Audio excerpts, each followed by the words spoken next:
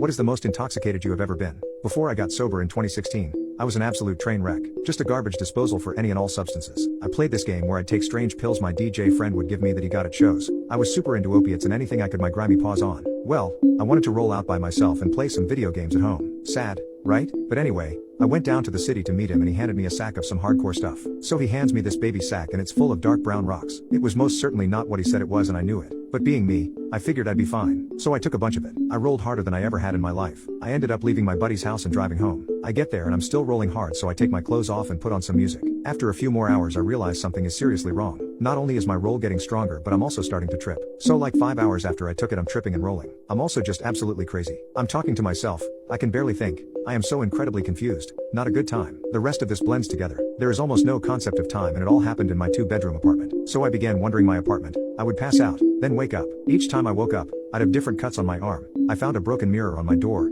furniture tipped over, blood on the sink and in my mouth. I lost my mind. I have no recollection of most of this, so I still don't know what happened. Anyway, I laid in bed all night having panic attacks and hallucinating, crying, trying to call my friends, and just generally trying to not be high anymore, all the while taking more. I wake up in the morning and decide that maybe if I try to take a shower and go to work, I'd sober up. So I got up, got ready, took a shower and stuff, drove a couple miles to work after stopping at the gas station, got to work and started selling phones. I was there about an hour when I got to a customer who looked bizarrely familiar. He then, in the middle of us talking, turns his head to me and says, "Are you on anything?" And at that moment, the whole store stopped and got quiet and I hyper-focused on the construction work going on in the building, and then realized that our building wasn't under construction. I look around, close my eyes and open them and I am back in my bed, naked and for sure haven't left. Then cell phone customers start walking in my room asking me for help. I'm trying to explain to them that this is my house and they need to leave, but I'm also realizing that this is not actually happening and I have had a psychotic break. I still couldn't really control it though. I would have quick moments of clarity, I'm talking seconds, followed by hours of horrid states of mania. So the day goes on and stuff happens the same. I did try to drive to my friend's house in the next state.